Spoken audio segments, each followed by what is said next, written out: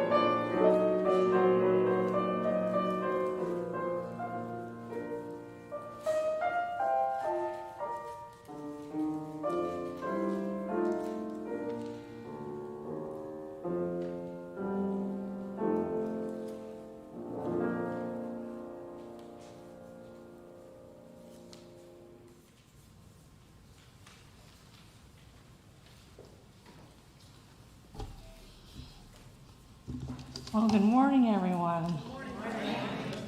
Welcome to worship with Eliot Unitarian Chapel. We welcome those of you in the sanctuary this morning and those who are streaming this service. I'm Corinne Esnault, and I'm honored to serve as your liturgist this morning.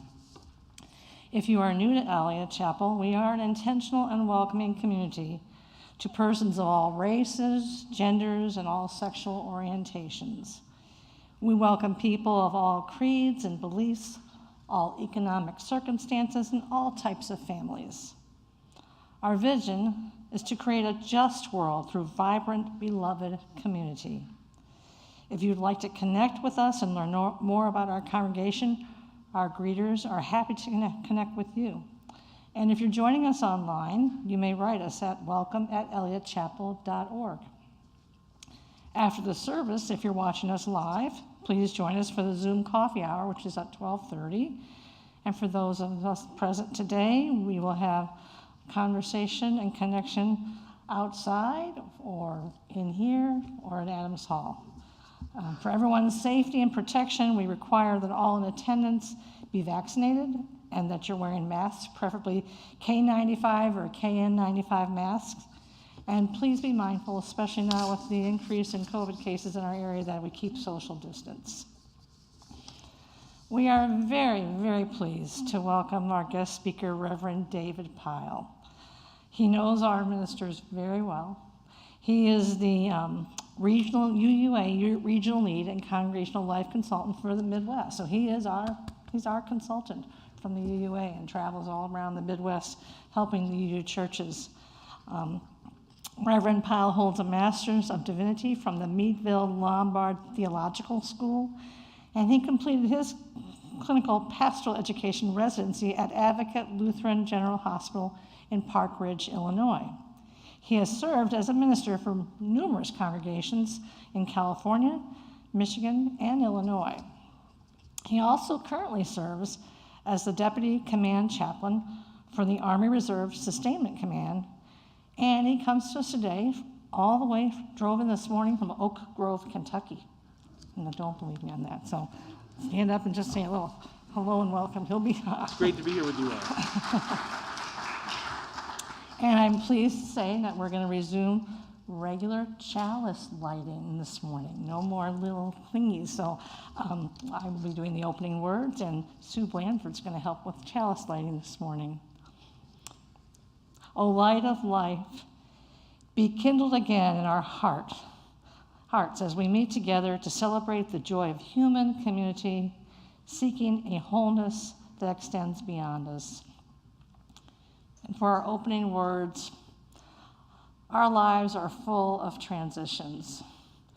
We sometimes find ourselves in a time of simultaneous endings and beginnings.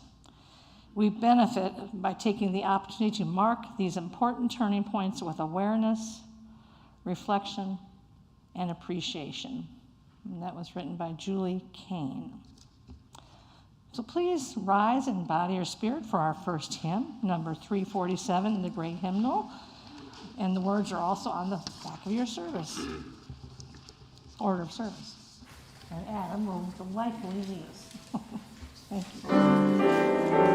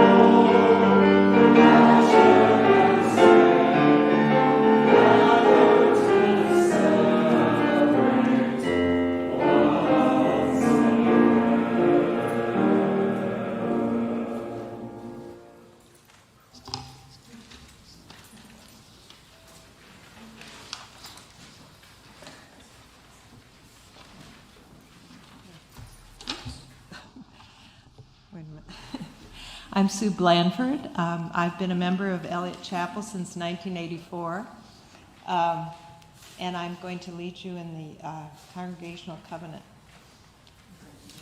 As a free congregation, we promise to one another our mutual trust and support. To create a beloved community, we promise to be kinder to each other than we have to be, to listen fully to each other with an open mind and heart, to speak responsibly and respectfully, to find ways to improve our church for all members and friends.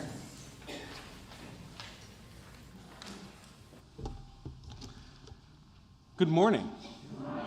It is beautiful to be here with you all today. The number of times that I have seen pictures of your beautiful sanctuary and your wonderful smiling faces and heard all about you from your ministers, and then COVID kept me from coming to be with you all in person. So it is beautiful that I get to come be with you all today. I'm going to invite you all to become comfortable in your space. Sit back, shake it out a little bit. Let go of some of that energy that maybe brought you here. Breathe deeply with me. Breathe in and let it out.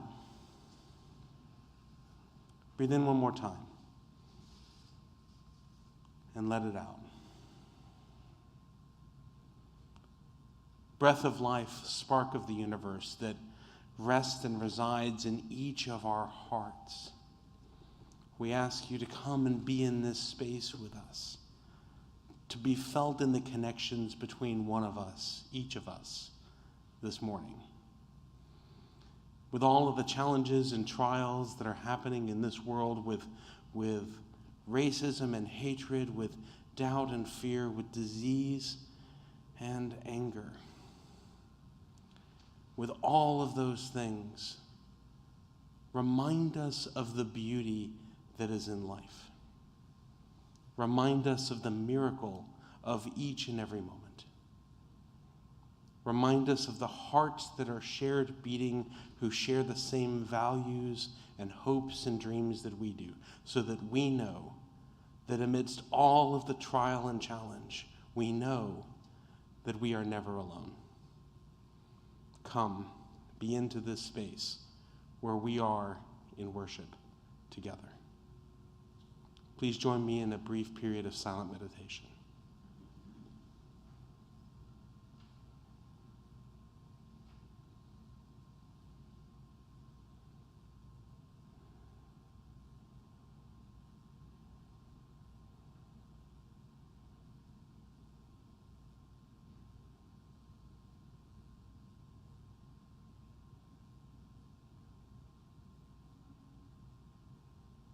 Now may we join our voices together in our meditative hymn, number 332, Perfect Singer. The lyrics are on the back of your order of service.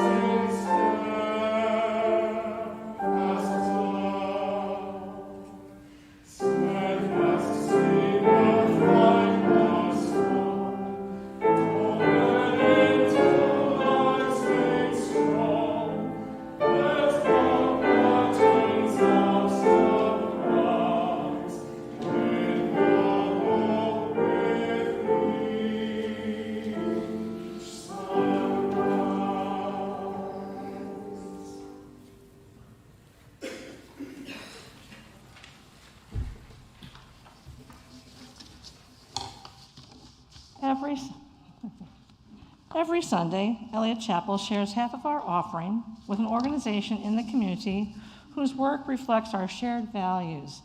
This is one way that we care for our community and our neighbors. We're very pleased that July's recipient is the St. Louis Area Diaper Bank. The Diaper Bank exists to help strengthen lower-income families in the St. Louis area by ensuring access to an adequate supply of diapers and period supplies, and by raising awareness about the causes and consequences of diaper need and period poverty in our community. If you're joining us online, please go to the Eliot Chapel website and choose the giving section and select shared plate. So let us be good stewards of the community and generous in our giving. Will the ushers please come forward?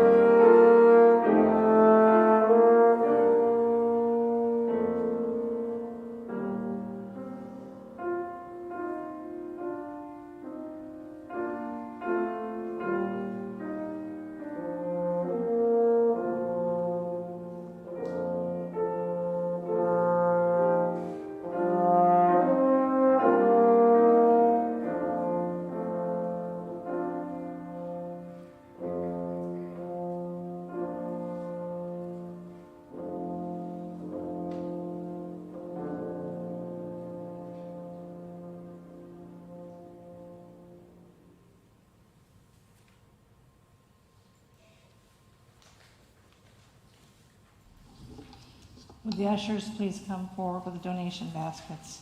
And please join me in saying the words in your order of service dedicating these donations.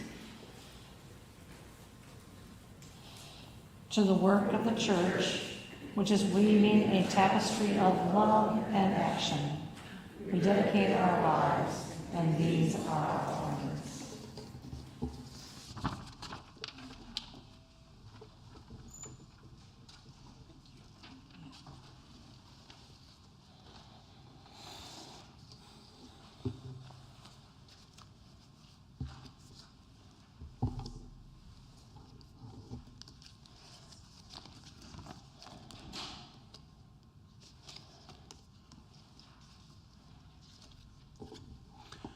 So our reading this morning comes to us from a sermon in 1838 by the Reverend William Ellery Channing. Now I'm going to say two things about this reading before I give it. The first is I'm about to argue with Reverend William Ellery Channing. So as I read the reading, realize two things. One, I'm choosing it so I can argue with it. And two, that its language was appropriate for a sermon in 1838. It is plain to, the sermon's title is from the sermon, Likeness to God. It is plain too that likeness to God is the true and only preparation for the enjoyment of the universe.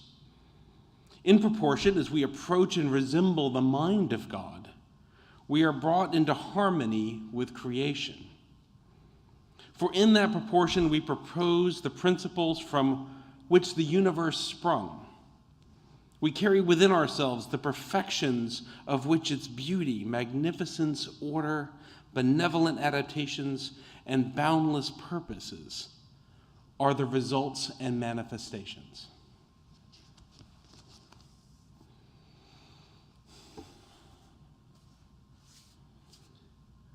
So I remember a conversation when I was in college with my best friend's wife, Deborah.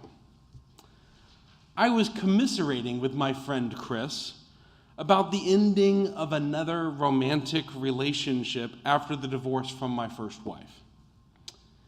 And I was really feeling quite sorry for myself. Deborah, in her matter-of-fact way, and I think a little annoyed at my moping, said that, we as humans, we in our teens, when we become interested in somebody, we share with them, this is her opinion, we share with them our hopes and our dreams. The things we think we will be able, the dreams we have for life. As we get a little older and we move into our 20s and early 20s, we share with people, we start talking about our plans and our goals, how we're going to do those things, make those dreams real in our lives. But at some point, usually in our late 20s, the conversation with someone that we're interested in having a relationship with shifts to, this is my baggage, can you deal with it? Yes. This is my baggage, can you deal with it? Yes. Well, then maybe we can try dealing together for a while. And her point to me that particular afternoon was that the line of that transition was now behind me, and that I needed to be clearer about my own baggage and more accepting of the baggage someone else might bring into the relationship. Now, obviously, Deborah's metaphor has left an impression on me because I'm preaching about it some 30 years later. I spent a lot of time in the months after that conversation thinking about the baggage that I had, that I was bringing into the relationships of my life, or the complicated nature of the relationships that I had already experienced in my life, and the blessings and the challenges that those relationships had left me with. Not to try to change them, but to become more fully me, to know more fully who I was. Looking at the ways that I had also been a part of both those blessings and those challenges, and to learn to be more accepting of those that I might be in a relationship with, both romantic relationships and, actually more importantly, all of the friendships, the non-romantic friendships of my life. Realizing that everybody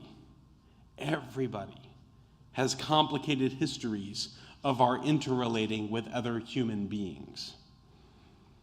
Because we human beings, we are complicated. We are messy. And sometimes we are hard to get along with. And we leave both marks of joy and sorrow upon each other. There's a part of us as Unitarian Universalists that strives for perfection. In our reading this morning, one of the early voices in American Unitarianism William Ellery Channing. Has anyone heard that name before? Yeah, a few of you.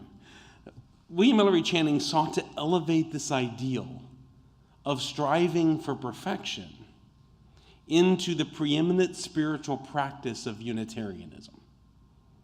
That our goal as Unitarians was to try to become as close to being like God as possible. Our pathway to a religious conception of salvation, that the way we demonstrated our religious nature was through striving to be as close to a manifested concept of the divine as we could, to strive for that perceived ideal of perfection. Now, in Christian theological history, this concept that Channing is expressing, that our purpose as human beings is to demonstrate our likeness to God, in his words, is sometimes referred to as salvation by character. At the core of this idea is that our worthiness comes from how close to some concept of perfection we can become, or portray ourselves as becoming.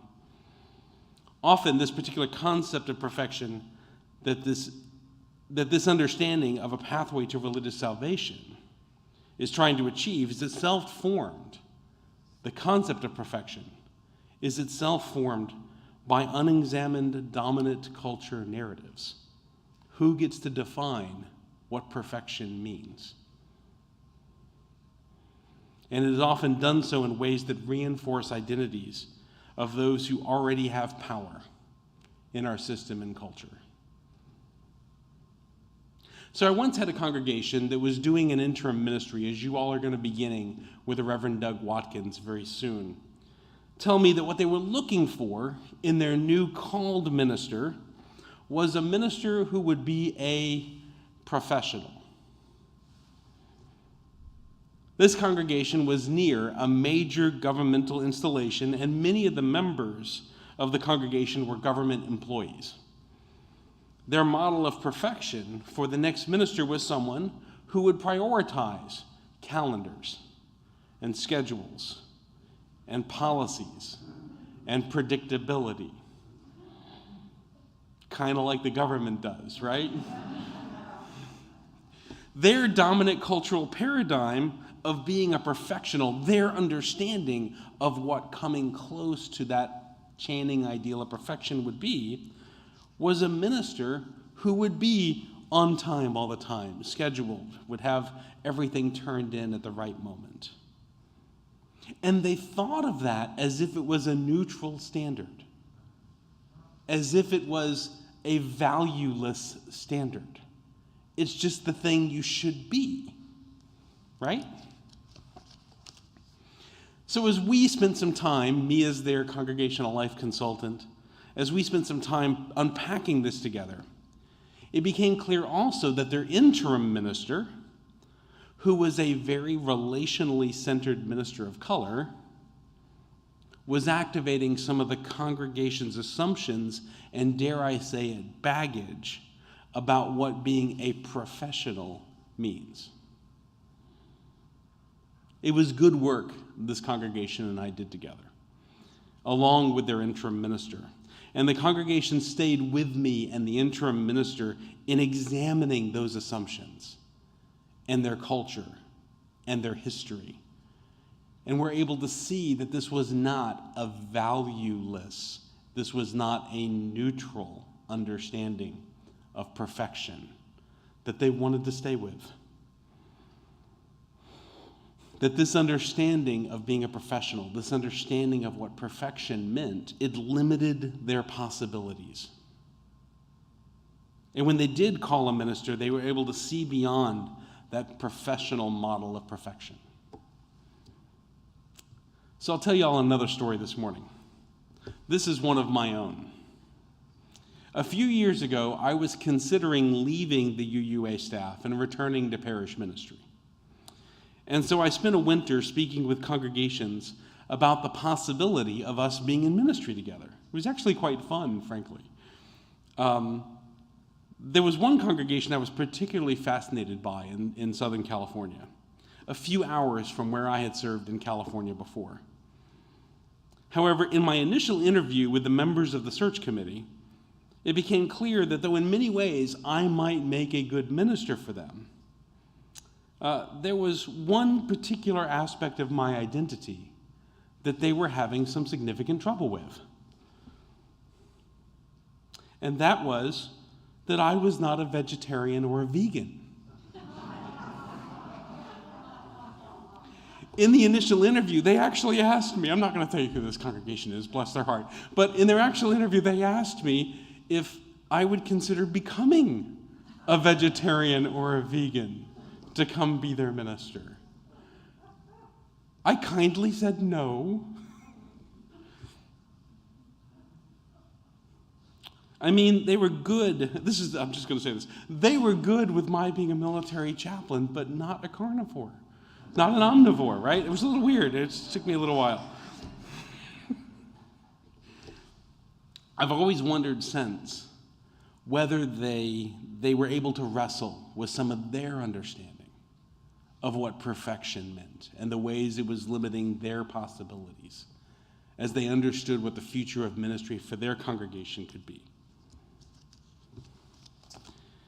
During an interim ministry, like the one your congregation will be beginning with Reverend Doug Watkins, your work as a congregation over this next couple of years is to get to know yourself a little better, to look closely at the patterns and assumptions that your congregation has about yourselves, about the mission and the purpose of your church, and about the often unstated assumptions about what professional and shared ministry has been, is now, and could be in partnership with your congregation. In short, your work is to spend some time examining the baggage you bring to ministry, to use my friend Deborah's metaphor. Now, there are usually two counter-arguments. They run through people's minds when I say that this is the purpose of interim ministry, that this is the purpose, understanding yourselves better, looking at those places where your assumptions could be getting in your way of what's possible in ministry. And each of them are a kind of articulation of Channing's argument of likeness to God, of that understanding of perfection. The first one that I often hear is that, well, gosh, David, we're already so wonderful. Why would we need to spend any time looking at who we are? Because we're great, right? Every minister should want to come here, and if they don't, well, they're just silly. Look at how great we are. Now, I will say that I have not heard this argument from anyone here at Eliot Chapel. And I really don't expect to hear this one, but it is actually one I hear quite often. What is ironic about that is that you all are actually pretty great as a congregation. I get to see a lot of churches. I've worked with over 400 over the last 10 years. You know, you all are pretty good. So you all could make that argument to me, but none of you really have yet. Don't do it in coffee hour. It's fine.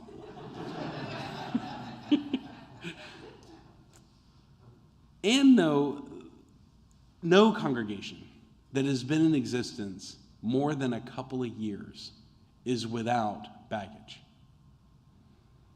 No congregation is without complicated relationship dynamics, is without histories that bring messiness into congregational life, without those complicated relationship dynamics, assumptions, and patterns.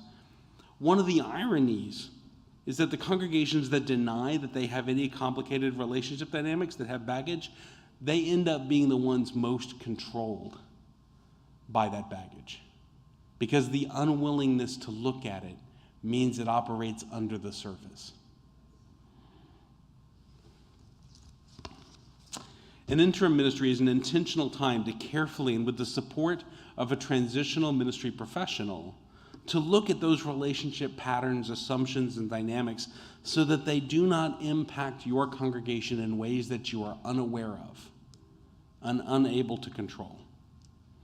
And this work is critical to being able to enter into a new relationship with a professional minister in a way that allows you to keep the parts of those complicated relationship dynamics and patterns that are serving you without unintentionally replicating those that are not. The second argument that I hear to the idea of an interim ministry being a time to open up your congregational baggage and explore what you have been lugging around with you is similar, but to the opposite extreme. And this is the one I have heard a little bit from some people here at Eliot Chapel. And that is this. Gosh, David, if we open up the suitcase we have stuffed all that messy stuff into, and then we show it to anyone, particularly ministers who may be interested in serving our congregation, would they even want to come here anymore? Shouldn't we instead be trying to keep our dirty laundry stuffed in that bag? Besides the argument that any minister who comes here to serve as an interim or a settled minister is going to get handed your congregation's baggage whether they want it or not, right? I actually have some sympathy for this concern, for this argument, especially as we've moved into a time in our faith movement when there are fewer available ministers now than there have been for the last 4 decades. There's lots of reasons behind that. We can talk about that in coffee hour if anybody wants to know why we're in that space. And competition between ministers for congregational ministry has already been playing out in the ministerial search process. I will say that 21 congregations across the country this year that expected to get an interim minister did not this year. But what this argument assumes is that a minister is looking for a congregation that is manifesting the kind of perfection envisioned by Channing's likeness to God, by that salvation by character argument. Now, there may be a few ministers out there that are in search a particular year for the perfect congregation, but most Unitarian Universalist ministers who have been around a little while have realized that we have no perfect congregations in Unitarian Universalism. That every congregation has a challenging set of relationship patterns, assumptions, and dynamics, and what those ministers are actually looking for are congregations that are aware enough of their own baggage, of their own complicated relationship dynamics and histories, to not be controlled by them. Frankly, those ministers are looking for congregations that are doing the work to understand their own complexity and can be honest about that in the search process, can tell the truth about who they are.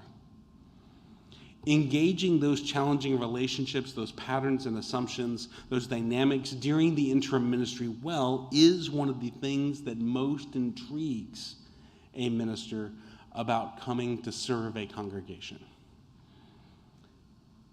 Every minister calls the interim when they're thinking about serving a congregation.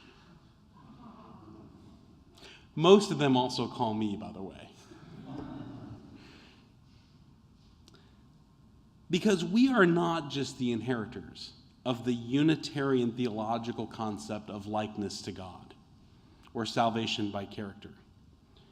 We are also the inheritors of the Universalist theology of salvation by grace. Now, there's an old joke. Some of you may have heard this, but there's an old joke from back before the days before the Unitarians and the Universalists became Unitarian Universalists. It goes a little like this. Universalists believe that God is too good to damn anyone to hell. Unitarians believe they are too good to be damned.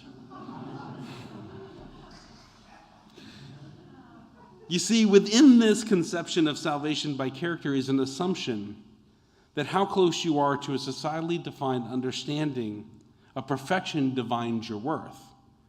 Your likeness to the divine, however, our Universalist theological heritage tells us that we are worthy, no matter our level of conformity to any standard of perfection. We are worthy, not in spite of, but because of the ways that we are complex and messy and have had difficult times. We, not just as individuals, but when we come together into congregations, we are worthy, and because of that, we do not need to do anything to earn being worthy. We are then freed to do the work not because we're trying to earn our place, but because opening up the baggage we are carrying around and looking at it helps us to be more at peace with ourselves and to know ourselves better. It serves us to do that work together.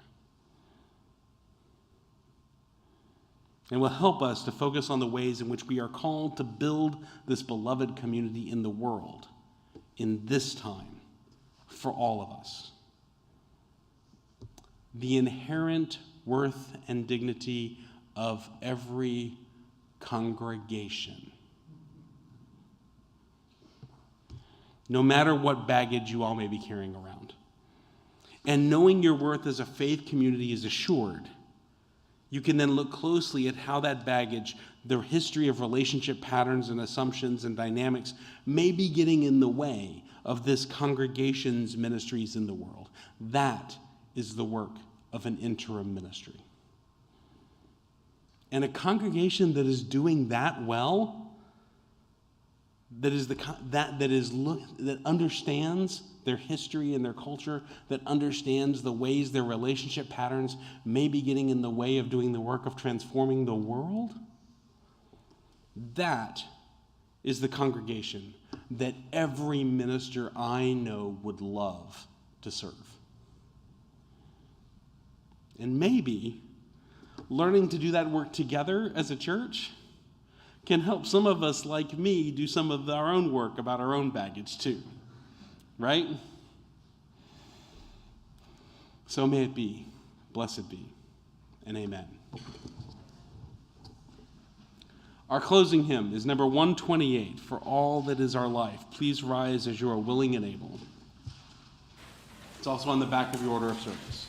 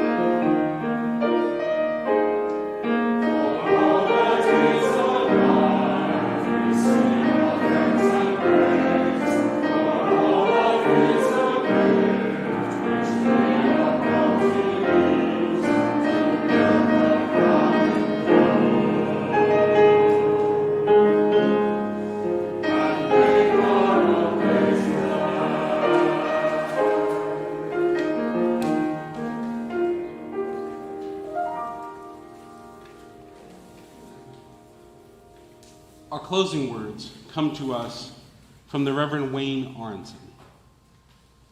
Take courage, friends.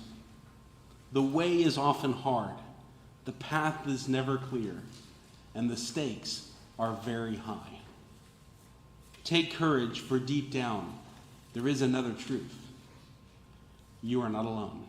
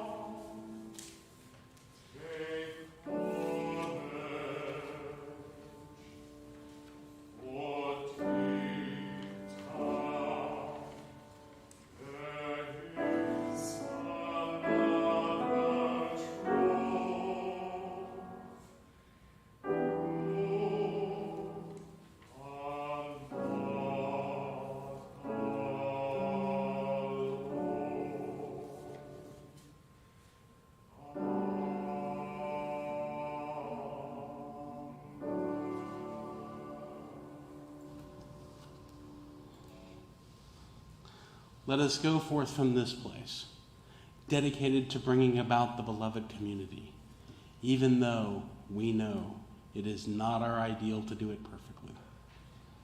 Let us go forth in peace, creating peace. Amen, and blessed be.